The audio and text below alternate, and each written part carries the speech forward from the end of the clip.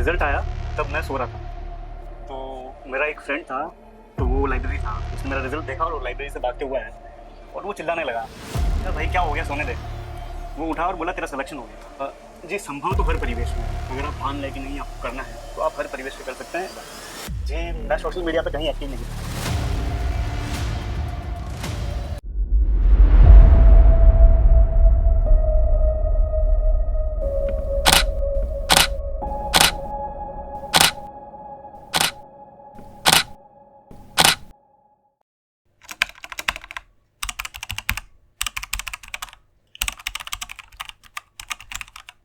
जय निवास और हमारे सामने मौजूद है एक कंपटीटर नहीं बल्कि उस रेखा को उस पार करके, जैसे कहते हैं ना, कोई बच्चा अखबार बेचते बेचते देश का पहला नागरिक, देश का राष्ट्रपिता बन जाए और उनके टेक्निक दुनिया नहीं विश्व मानने को तैयार हो जाए। वो अपने क्षेत्र में एपीजे अब्दुल कलाम थे और ये एक क्षेत्र से निकलकर लाखों लोगों को प्रेरणा का स्रोत बने हैं। इनसे जानते हैं। इससे पहले आप वीडियो को पूरी तरह देखें, तब समझ पाएंगे अग्नि की उड़ान और रवि की उड़ान में कितना डिफरेंस है, कितना फर्क है। अब आइए हमारे सामने बैठे अतिथि से जानते हैं इनका परिचय। जी सर। सर मेरा नाम रविंद्र कुमार है और मैंने अभी जो संघ लोक सेवा आयोग द्वारा सिविल सेवा परीक्षा आयोजित की थी उसमें मेरा 138 रैंक है। 138 रैंक। जी सर। आप सबसे पहले ये बताइए, जब ये सूचना आपके पास आई कि आप 138 रैंक, माध्यम सूचना किस तरह से आई और आपके पास सूचना कैसे पहुंची, और आपके जानने वालों में आपके रिलेशन हो सकते हैं, आपके रिलेटिव हो सकते हैं, आपके परिवार के लोग, सबसे पहले किसको ये अनुभूति हुई? एक्चुअली जब रिजल्ट आया तब मैं सो रहा था, तो मेरा एक फ्रेंड था, तो वो लाइब्रेरी था, तो उसने मेरा रिजल्ट देखा और वो लाइब्रेरी से भागते हुए आया और वो चिल्लाने लगा। मैंने कहा भाई क्या हो गया, सोने दे। वो उठा और बोला तेरा सिलेक्शन हो गया। तो उस time I was like blank. मैंने कहा यार, उनका रिजल्ट आ गया। वो बोले हाँ रिजल्ट आ गया। बोले तेरी 138 रैंक है। तो वो सुन के मेरे को और ज्यादा शौक लगा। मैंने कहा यार 138 तो मैं एक्सपेक्ट नहीं कर रहा था।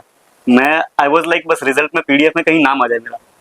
तो वो आया, फिर मैंने पीडीएफ देखा और जो सबसे पहली फीलिंग थी वो यही थी कि रिलैक्स, कि अब पढ़ना नहीं पड़ेगा। जी हाँ, ये पीडीएफ की पहली फीलिंग, और घर के लोगों ने नहीं, इनके अपने दोस्त ने भागता भागता वो आवाज कान में गूंजा जो लाइफ की सबसे इंपॉर्टेंट, सबसे उत्तीर्ण और सबसे हर्षोल्लास करने वाली, सबसे खुशी देने वाली आवाज थी, वो एक दोस्त के थ्रू मिली। आपके परिवार के लोगों का क्या कुछ रिएक्शन रहा? जी तो सबसे पहले फिर मैंने रिजल्ट देख के मेरे फादर को कॉल किया, तो वो इलेक्शन ट्रेनिंग में थे उस टाइम।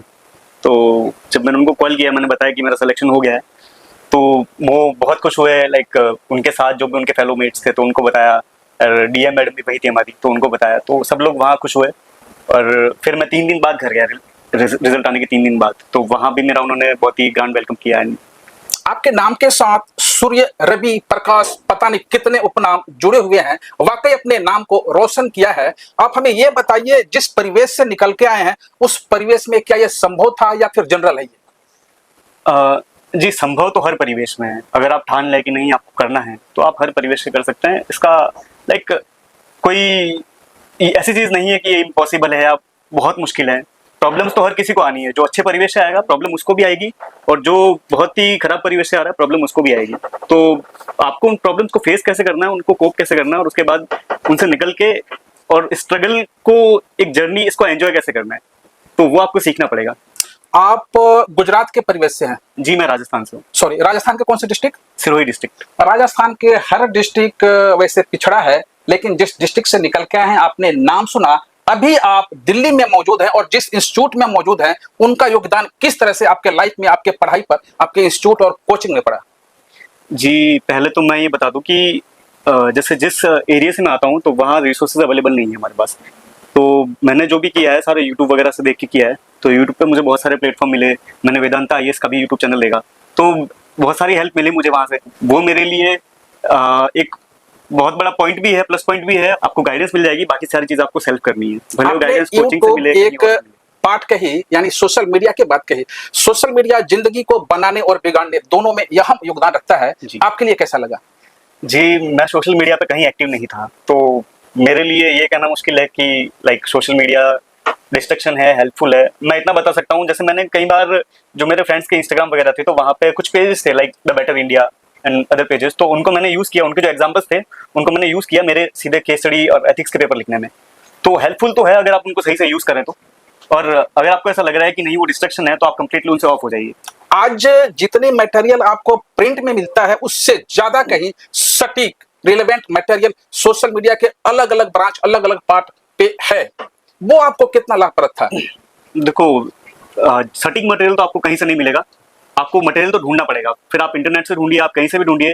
और फॉर एग्जांपल मैंने जब मेरी ऑप्शनल की प्रिपरेशन की तो ऑप्शनल के लिए कहीं भी एक जगह सारे रिसोर्स अवेलेबल नहीं है, तो मैंने बहुत सारे रिसर्च पेपर पढ़े और जो स्कॉलर्स के इंटरव्यूज थे वो देखे मैंने तो आपको अलग अलग जगह से ढूंढना पड़ेगा। पर जीएस के लिए मैं इतना बता सकता हूँ कि जो स्टैटिक चीजें हैं वो सब जगह अवेलेबल है और उनको करना ही है आपको, जो स्टैंडर्ड रिसोर्सेज है वो बढ़ने ही पड़ेंगे आपको। मतलब आप कहना चाह रहे हैं कि सोशल मीडिया पे अलग अलग जो प्लेटफॉर्म है उस पर भी मटेरियल मौजूद है, जी। हमें क्षमता होना चाहिए उसको चुनने की, सेलेक्ट करने की। जी। तो आपकी रणनीति क्या है वो संक्षिप्त में बताएं, किस तरह से आपने तैयारी की, क्या टाइम पीरियड रखा, किस किस तरह से पूरे 24 घंटा को डिवाइड किया आपने? जी मेरे साथ ये था कि मैं जैसे मेरा दिन डिफरेंट डिफरेंट स्लॉट्स में डिवाइड करता था। For example first slot 4 hours का 8 to 12, फिर 3 आवर्स का एक स्लॉट जैसे 2 से 5, फिर 3 आवर्स का एक स्लॉट जो भी 9 से 6 और उसके बाद फिर 2 घंटे। तो इनमें मैं डिफरेंट डिफरेंट सब्जेक्ट्स लेता था। फॉर एग्जांपल फर्स्ट स्लॉट में मैं ऑप्शनल करता था, उसके बाद में फिर दोपहर के टाइम में वो सब्जेक्ट करता था जिसको मुझे रिवाइज करना है और जो ईजी है। फिर इवनिंग के टाइम पे मैं प्रीलिम्स के सब्जेक्ट पढ़ता था, फॉर एग्जांपल सी सेट हो गया उसमें, और जीएस की कुछ प्रीलिम्स रिलेटेड एस्पेक्ट्स, और नाइट में मैं करंट अफेयर्स करता था। तो मैंने डिफरेंट डिफरेंट स्लॉट्स में डिवाइड करता था मेरा टाइम। पीटी, मेंस, इंटरव्यू, तीनों में सबसे अहम कौन सा है? वैसे तो तीनों ही है ना, क्योंकि आपको सिलेक्शन के लिए तीनों ही क्लियर करने पड़ेंगे, पर अगर आपको अच्छी रैंक चाहिए तो उसके लिए मेन सबसे ज़्यादा इंपॉर्टेंट है। जितने ज़्यादा आप मेंस पर फोकस करोगे, जितनी आंसर राइटिंग करोगे, वो उतना ही आपको आपके मार्क्स में रिफ्लेक्ट होगा, क्योंकि इन तीनों में जो सबसे ज़्यादा ऑब्जेक्टिव है वो मेंस है। मेंस में अगर आप अच्छा लिखोगे तो आपको अच्छे नंबर मिलेंगे। प्रीलिम्स में अभी काफ़ी रैंडम हो गया प्रीलिम्स, अगर आप कितनी भी अच्छी तैयारी कर लें और डी डे पे अगर आपके पास कॉन्फिडेंस नहीं है तो आप शायद नहीं कर पाए। पर मेंस ऐसी चीज़ है, अगर आप अच्छा लिख रहे हैं और अच्छा लिख सकते हैं तो इट विल हेल्प यू। एक 12th पास, 12वीं पास और एक ग्रेजुएशन करके जो बच्चा आ रहा है उसको किस तरह से तैयारी शुरू करनी चाहिए? देखो जो 12th पास है उनके लिए तो मैं यही कहना चाहूंगा कि ग्रेजुएशन आपकी यूपीएससी जर्नी का पार्ट है। अगर आपने ग्रेजुएशन नहीं की तो आप एग्जाम नहीं दे सकते, तो आप ग्रेजुएशन को उस जर्नी का पार्ट समझिए। और यूपीएससी एग्जाम देना है, it is not compulsory. Like life में बहुत सारी दूसरी चीजें भी हैं और यूपीएससी करनी है आपको तो फिर आप ग्रेजुएशन में 3rd ईयर में स्टार्ट कर सकते हैं सही से पढ़ना, और उसके बाद ग्रेजुएशन कीजिए अच्छे से। उसमें आप डिसाइड कीजिए कि आपका ऑप्शनल कौन सा रखना है आपको। अगर आप ग्रेजुएशन से रिलेटेड ऑप्शनल रखना चाहते हैं तो फिर ग्रेजुएशन में अच्छे से पढ़िए। और अगर आपको ऐसा लग रहा है कि नहीं मैं कुछ दूसरा ऑप्शन लूंगा, तो आप ग्रेजुएशन के टाइम पे जीएस के सब्जेक्ट कवर कर सकते हैं, और फिर जैसे ग्रेजुएशन कंप्लीट होती है आपकी तो आप उसमें अपना ऑप्शनल कवर कीजिए। यहाँ लाखों बच्चा यूपीएससी क्रैक करने की चाह में दौड़ में लगे रहते हैं, भाग दौड़ करते रहते हैं, और सब तो क्रैक नहीं करते, लेकिन जो जीत गया वही विजेता है। सिक्के के दो पहलू है, एक तरफ पलटा तो विजेता हो गया और दूसरी तरफ पलटा तो इतने बच्चों हैं, उसको आप क्या कहेंगे? उनको मैं यही कहना चाहूंगा कि जो लोग करते हैं और जो लोग नहीं कर पाते हैं, तो स्ट्रगल दोनों कर रहे हैं।